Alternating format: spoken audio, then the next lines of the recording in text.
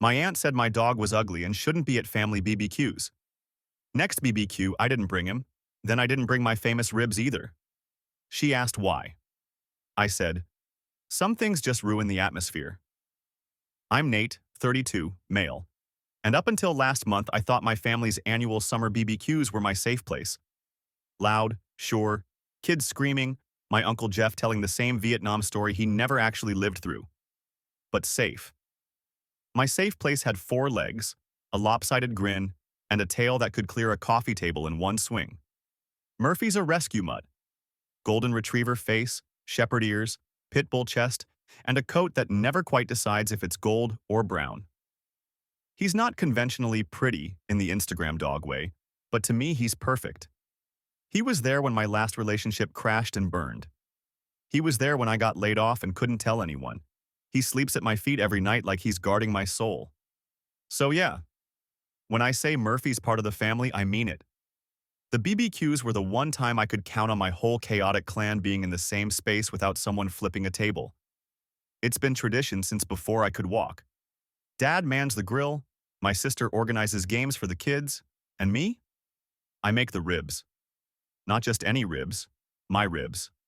Fall off the bone, sweet heat glaze, 3-day brine, secret rub I don't even write down. People plan their summers around them. Enter Aunt Carol, 57, female, and the closest thing we have to a permanent thundercloud. She's my mom's older sister, never had kids, spends her days consulting, gossiping, at the country club, and has an opinion on everything. Most of the time, her barbs are background noise. But this year, she decided to aim them at Murphy. It happened at last summer's BBQ. I just let Murphy off his leash so he could wander between the picnic tables, soak up some love from the kids. He was wearing the little red bandana my niece gave him. Looked like a cowboy about to rob a kibble bank. I was slicing into the first rack of ribs when I heard her voice, sharp enough to cut through the crowd noise. Honestly, why is that dog here? I turned. Carol was sitting with a paper plate of potato salad, glaring at Murphy like he'd just pissed in her purse. What? I said, still holding the knife mid-cut. He's not exactly the most attractive animal, Nate. And big dogs at family events? It's not appropriate. It's a vibe killer. The words hit harder than I expected. I glanced around, some cousins avoiding eye contact, my mom frowning but staying silent. Murphy, bless him, was just sniffing a dropped burger bun, oblivious. Vibe killer? I asked, trying to keep my voice even. She waved her fork like it was obvious. It's just unsettling. You know, for people who care about appearances. Maybe leave him at home next time. It wasn't the first time Carol had made digs about me, my job, my apartment, my dating life. But this was different. Murphy wasn't just a dog. He was my dog, my constant, my anchor. And she'd said it loud enough that I could feel the pity from the people who didn't speak up. I smiled, but it was the kind that hides teeth. Noted. Inside, though, I was already planning. Not shouting, not confronting her right there. Something better. Something quiet. The kind of payback that doesn't hit until the next BBQ. And I knew exactly where to start. For the rest of that BBQ, I went through the motions, smiling, serving ribs, nodding when people told me how tender they were, but inside I was replaying Carol's words on a loop. Ugly. Unsettling. Leave him at home. It wasn't just what she said. It was how she said it. Like Murphy was some embarrassing habit I should be ashamed of. Like I was bringing a moldy casserole to the party, instead of a living thing who'd saved me more than once. After most people left, I stayed to help my mom clean up. She kept glancing at me like she wanted to say something. Eventually, she sighed and muttered, Carol doesn't always think before she speaks? She thought about it enough to say it loud, I shot back, scraping paper plates into a trash bag. Mom didn't argue.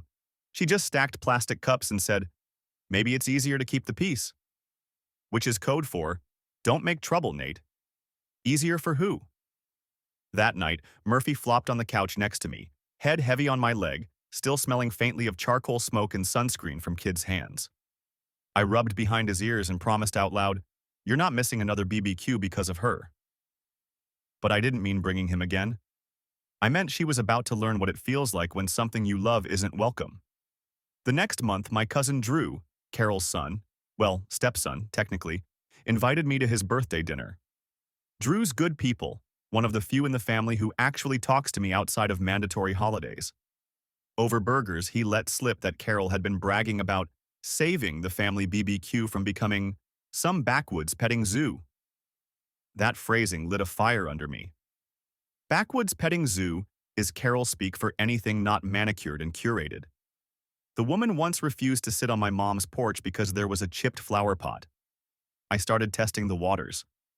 The next time I saw my mom, I casually mentioned how I might be too busy to make the next BBQ. She panicked, because no Nate means no ribs. That's when I knew I had leverage. My ribs weren't just food, they were tradition. If I pulled them, people would notice. So I made the decision, next BBQ, no Murphy, and no ribs. But here's the thing, when I decided that, it wasn't just about petty revenge. It was about showing Carol that her vibe works both ways. You take something special away, you change the whole atmosphere. I didn't tell anyone. In the weeks leading up to the BBQ, I let people assume I was bringing the usual 3 racks. I even joked about tweaking the glaze for summer. Meanwhile, I spent my weekends perfecting a different recipe, something for me and a few allies to enjoy quietly, while everyone else chewed their way through store-bought burgers. The night before the BBQ, I packed my cooler with sodas and a basic potato salad, the kind you can grab from any deli. No secret rub, no sweet heat glaze. And Murphy, he stayed home with a fresh bone and the AC on. Pulling into my parents' driveway the next day, cooler in hand, I felt that strange mix of calm and anticipation. Carol was already there, of course, perched in a lawn chair like she was presiding over court. She gave me that tight smile people use when they think they've won. "Ah," she said, eyes flicking to my empty back seat. "No dog this year?" I smiled back, slow. "No dog." Then I set the cooler down by the drinks table and added, "No ribs either." Her eyebrows twitched, just a little, but she covered it with a laugh. "Oh, that's too bad. Guess we'll survive." She had no idea how different surviving was about to feel. Don't forget to subscribe. It didn't take long for the shift to set in. Normally, the smell of slow-cooked ribs hits you before you even make it to the backyard. People would wander over, plate in hand, hovering while I carved, sneaking bites before the glaze cooled. Murphy would be trotting between groups, tail wagging, stealing the occasional dropped chip and getting smothered by the kids. That rhythm, food, laughter, little chaos, was the heartbeat of these things. This year, the heartbeat was flat. Dad was manning the grill, flipping frozen burger patties like he was working a prison cafeteria. A few hot dogs rolled into the grease tray. Nobody even tried to rescue them. The kids, deprived of Murphy's energy, were already bored. 2 of them had started chucking water balloons at the side of the garage just to hear them pop. Drew was sitting on the cooler next to me, sipping a Coke, watching the slow unravel with an amused smirk. "Whole different crowd without your ribs, man," he murmured. Across the yard, Carol was doing her hostess by proxy routine, walking from group to group, smiling just wide enough to show teeth, refilling drinks, over-laughing at bad jokes. But every so often, her eyes darted toward the grill, like she was silently willing those gray hockey puck burgers to transform into something worth bragging about. About an hour in, I overheard my cousin Melissa whispering to her boyfriend, "This is kind of a letdown, honestly." He shrugged, muttered something about missing the dog, and they both wandered off toward the drinks table. That was the first crack.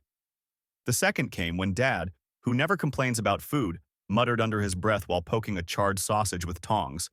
"Could have used Nate's ribs this year." He didn't even look at me when he said it, just walked off, leaving the sausage to shrivel. I kept my mouth shut. Let the silence do the work.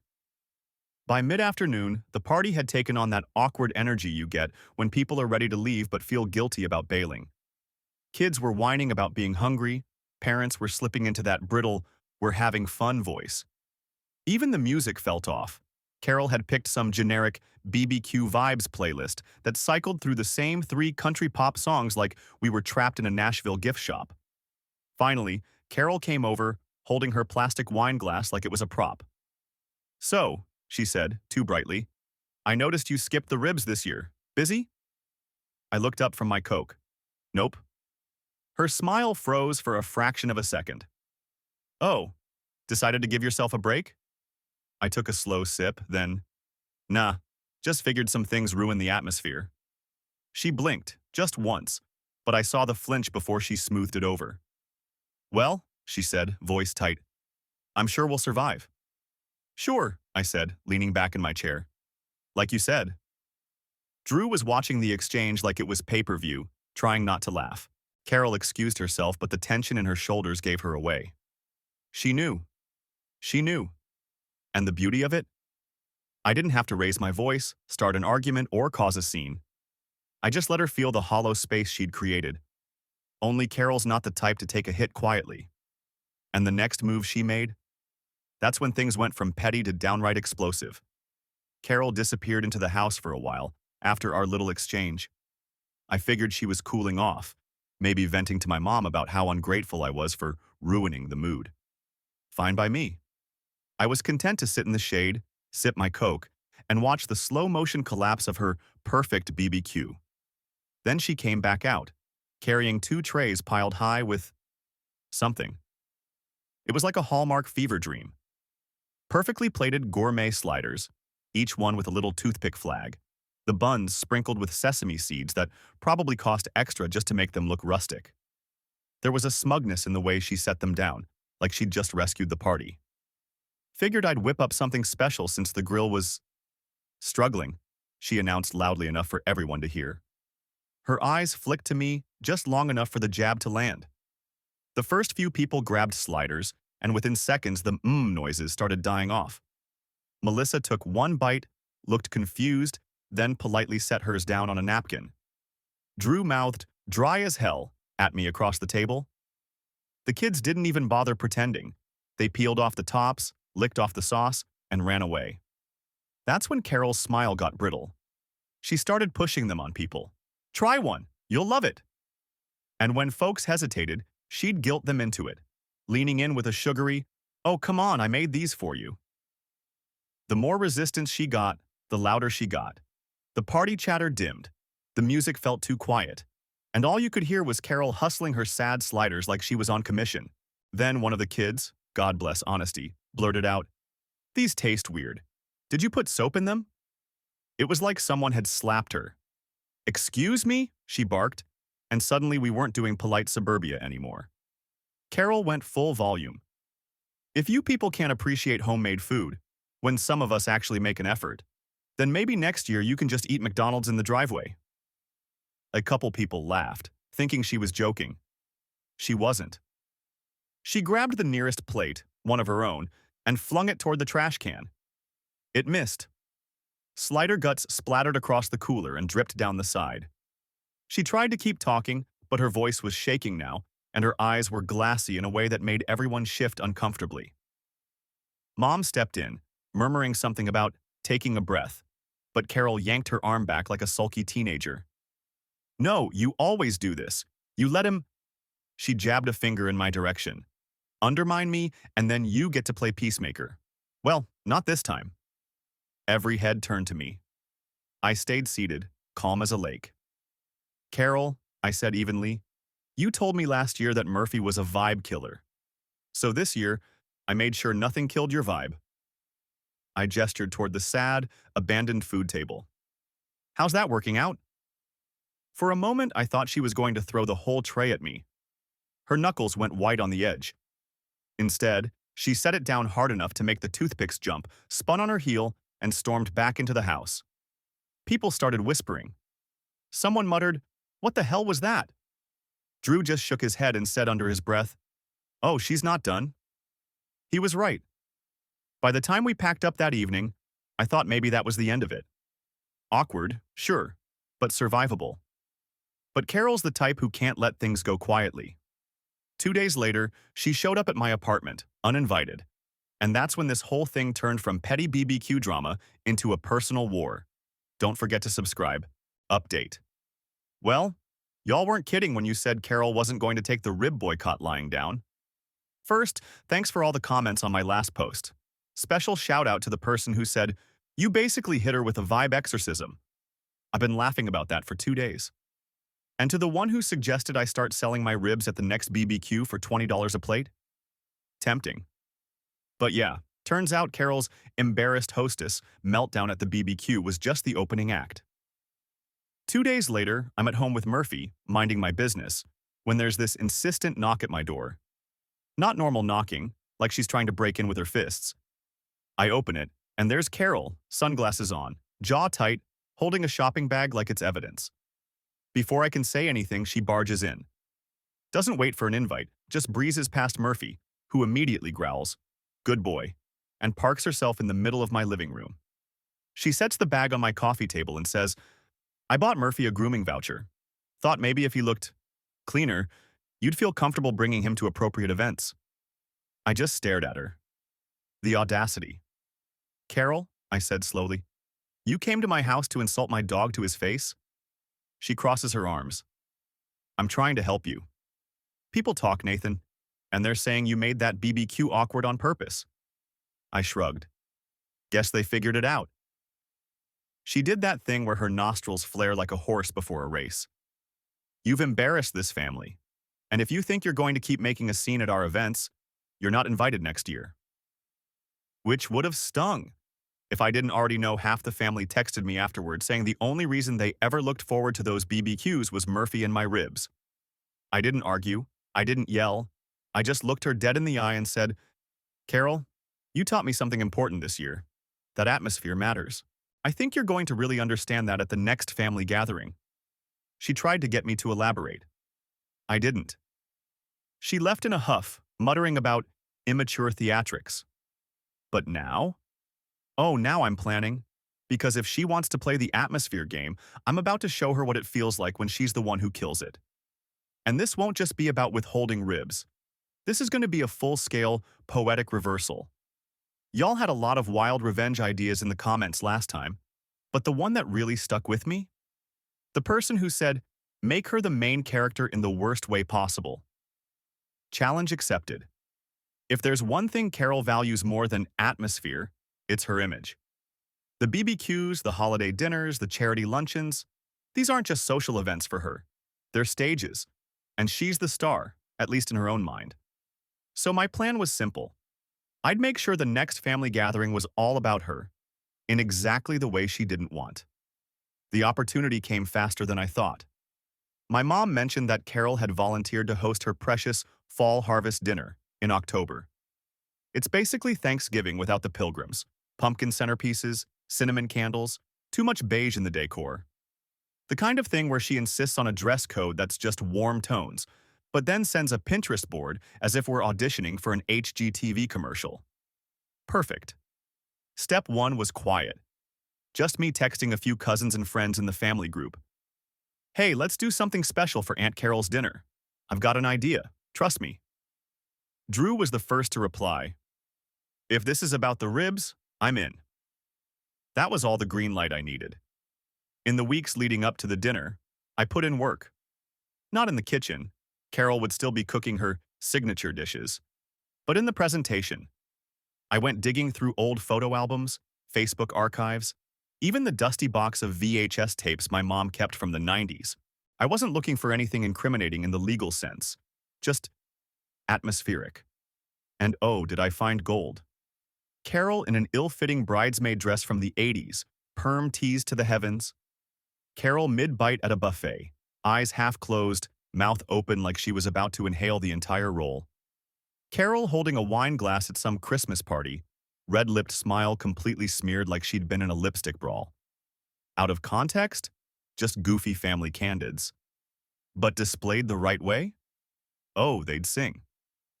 I spent a Saturday scanning and printing them, framing the best ones in mismatched dollar store frames. My pièce de resistance was a blown-up poster-sized print of Carol at age 20, in a truly tragic Halloween costume, a sexy pumpkin, with orange tights, a leotard, and a plastic stem headband. She looked like a traffic cone that had given up on life. Step 2 was logistics. I offered to help decorate for the dinner. She hesitated at first, probably remembering the BBQ, but then, in true Carol fashion, decided she could manage me. I showed up an hour early, frames in a tote bag, and while she fussed over her butternut squash soup, I got to work. By the time guests arrived, every flat surface in her dining and living room featured Carol. Not the polished, curated Carol she presents to the world, but the goofy, unfiltered one the rest of us know. The sexy pumpkin poster got prime placement above the buffet table. The first 20 minutes were magic. People laughed, asked where I found the pictures, swapped their own stories. Carol tried to smile along, but the tightness around her eyes gave her away. The longer it went on, the less she could hide it. When dessert rolled around, she finally snapped. "All right, we've all had our little laugh, haven't we?" she said, voice sharp enough to cut through the room. I just smiled, reached for a slice of pie, and said, "Oh, I thought you liked atmosphere." The room went quiet except for Drew choking on his cider. Carol excused herself to the kitchen and didn't come back for 20 minutes. When she did, her smile was back, but brittle as sugar glass. I left that night knowing one thing for certain: this wasn't over. And Carol? She'd just shifted from offended to vengeful, which meant the next round was going to be loud, public, and probably a little dangerous. It took her less than a week to respond. I should have known she wouldn't just stew quietly. Carol's the type who sees silence as surrender, and she's never once in her life walked away feeling like she lost. The warning shot came via text. Well, technically a group text, which was her first mistake. She blasted the entire family thread with a long, faux cheerful message about hosting an impromptu spring preview brunch at my place next Saturday. There was a weird emphasis on dress casual, bring whatever makes you comfortable. Translation: she was planning something, and she wanted witnesses. I went anyway. Not because I wanted her company, but because I knew she'd go for some big public move, and I wasn't about to give her the satisfaction of dodging it.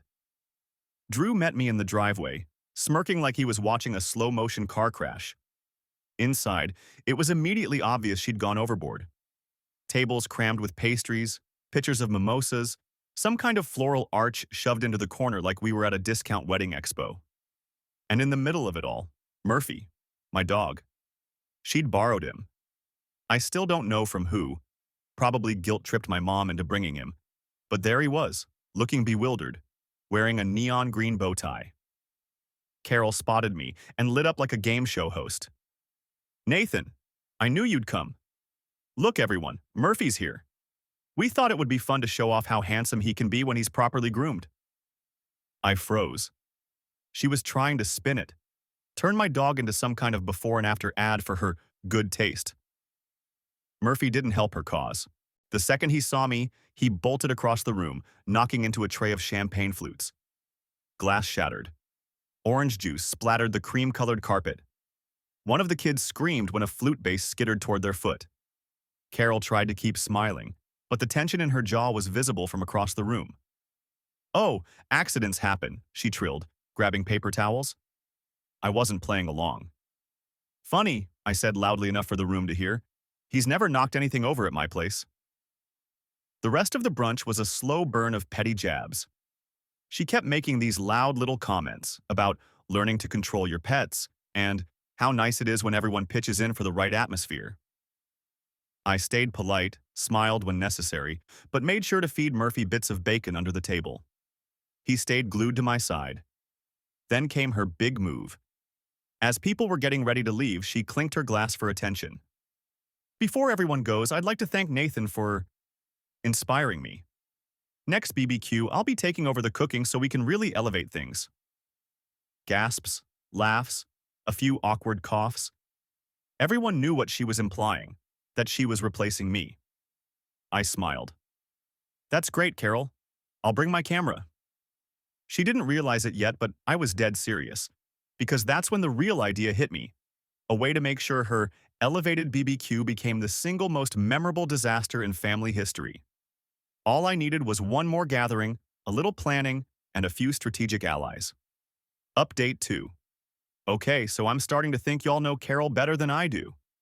When I posted about the sexy pumpkin photo stunt, half the comments were like, "Buckle up, she's gonna come for you hard." The other half were suggesting ways to go nuclear. Well, congrats. You were both right. You saw in my last update how she paraded Murphy around at that brunch like he was a walking fixer-upper project, right? And then dropped the bomb that she's taking over next year's BBQ so she can elevate the cooking. Yeah, that's not just petty. It's a declaration of war in my family. Some of you said I should just let her crash and burn. And honestly, I considered it. But the more I thought about it, the more I realized, no. Carol's the kind of person who spins disasters into learning experiences and still makes herself the hero. She needs receipts. She needs the kind of public humiliation you can't reframe in a Facebook post. So here's the plan. Remember how I said atmosphere works both ways? I'm going to make sure her perfect hostess facade gets torn to shreds at her own event, by her own guests, without me ever touching her food. I've been reaching out to cousins, neighbors, even her country club friends, some of whom like me way more than they like her, to coordinate. Let's just say the guest list has expanded. And the theme? Oh, it's still a BBQ. But instead of the beige tablecloths and BBQ vibes playlist she's probably already queued up, there's going to be an unplanned motif running through the day. Carol, unfiltered.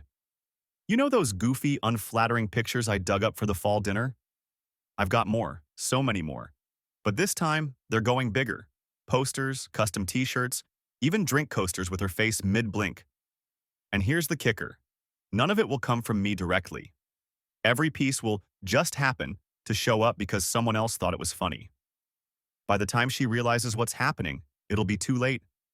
And when people start posting photos online, that's the part she can't control. So yeah, if Carol wants to make the BBQ her stage, I'm just making sure the spotlight's really bright. Stay tuned. This is going to be sweet. The day of Carol's elevated BBQ, I pulled up with Murphy in the passenger seat and my camera bag in the back. No cooler, no ribs, just me, my dog, and the quiet satisfaction of knowing every moving part was already in place. When we stepped into the backyard, it was exactly what I'd pictured. Cream and beige tablecloths, white serving trays lined up like a wedding buffet, little place cards that said things like artisan sliders and gourmet summer salad. She was wearing a crisp linen dress and that stretched thin smile she saves for her hostess mode. Ah, she said, eyeing Murphy but forcing a grin. You brought him. I just smiled. Wouldn't miss it. The first hint of my plan showed up 5 minutes later. Drew and his girlfriend, both wearing bright yellow t-shirts with a sexy pumpkin photo printed on the front. Big, bold, centered. They acted like nothing was unusual, hugged Carol, complimented the decorations, and grabbed drinks. Then my cousin Melissa arrived with her boyfriend, each carrying a tray of deviled eggs, on paper plates printed with Carol's high school yearbook photo. Big teased hair, braces, and a turtleneck with dancing snowmen. She blinked at them. Where did you get those? Melissa beamed. Oh, Drew sent me the file. Everyone loved it so much at the fall dinner, we thought it'd be cute. And it just kept snowballing. Uncle Jeff handed out drink coasters with Carol mid-sneeze. A neighbor she'd invited brought reusable cups with her driver's license photo printed on them. Someone, bless them, made a giant lawn sign that said, "Welcome to Carol's Place," above a blown-up picture of her holding a corn dog at the county fair, mouth wide open like she was about to inhale it whole. Everywhere she turned, there she was. Not the polished, curated Carol she wanted people to see, but the human one. The silly, unposed, unfiltered one. At first, she tried to laugh it off. Oh, haha, you guys are too much. But the laughter was tight, her eyes darting around, searching for an ally. Then came the food commentary. Her artisan sliders? Bone dry. The gourmet salad? More iceberg than anything else. People were politely eating while talking about how they missed Nate's ribs. A few even asked me directly when I was bringing them back. By the second hour, she was visibly fraying. Her face stayed smile-shaped, but her voice had that quiver, half rage, half panic. She started snapping at the kids for running near the tables, rearranging trays in silence like moving the food would somehow fix the taste. And then Murphy, sweet chaotic soul that he is, wandered over to the buffet and swiped a slider clean off the platter. Someone caught it on video, him trotting away, bun flopping in his mouth, while people in the background laughed. The clip was posted to Instagram before Carol even noticed, captioned, "Murphy's ribs, Carol's sliders." That was the breaking point. She slammed a serving spoon into the potato salad, turned to the crowd and said, "If you all hate it so much, maybe you should host next year." Then she stomped back into the house, leaving the whole backyard in stunned, awkward silence. No one followed her right away. They just stayed, talking, laughing, eating what was left, snapping photos of the ridiculous decor. And the thing is, the atmosphere was great. Without her patrolling for perfection, people actually relaxed. I didn't see her again until I was leaving. She stood in the doorway, arms crossed, eyes cold. "You think this is funny?" she asked. I gave her the same slow smile as at the last BBQ. "I think atmosphere matters." And then I left. The next morning, my phone was a wildfire. Cousins sending me the Murphy video. Friends tagging me in Instagram posts from people I didn't even know. Neighbors, Carol's club friends, randoms who must have been friends of friends. The sexy pumpkin shirts were getting their own meme treatment. One post had a side-by-side of Carol mid-sneeze and her artisan salad with the caption, "Freshly tossed." By noon, my mom called. "What happened yesterday?" she asked, though her voice had that half-laugh she couldn't quite hide. "Carol says you orchestrated some kind of smear campaign." I didn't deny it. "Mom, she turned my dog into a punchline at that brunch. She told me Murphy, and me, by extension, ruined her vibe. This was me restoring the balance." There was a pause. Then, "Well, I can't say she didn't have it coming." Carol, predictably, went into damage control. She posted a long Facebook status about how important it is to be able to laugh at yourself, and how blessed she feels to be surrounded by people who keep her humble. The tone was saccharine, but you could practically hear the grinding teeth between the lines. Privately, though, she's been on radio silence with me. No texts, no calls, not even a passive-aggressive recipe email. And honestly, I'm fine with that. The family, on the other hand, has been different. In the days after, I got more messages than I could count. People saying the BBQ was the most fun in years, that they hadn't seen Carol loosen up like that in forever, which is hilarious, considering she was one slammed slider away from breaking a chair. A few even admitted they'd been intimidated by her perfect hostess thing for years, and that seeing her human side was kind of a relief. And Murphy? He's a local celebrity now. People keep asking if he'll be at the next BBQ. Someone even made him his own Instagram account, Murphy the Vibe. The profile pic is him with the stolen slider, looking like he's about to headline a food festival. I don't know if Carol will ever outright apologize. Honestly, I doubt it. People like her don't usually have that gear. But I know she won't try to ban Murphy again.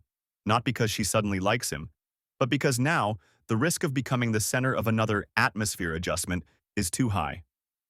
Last night, I was on the couch, Murphy's head in my lap, scrolling through all the ridiculous BBQ photos.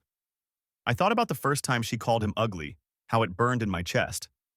And now, I just felt light, like I'd closed a chapter.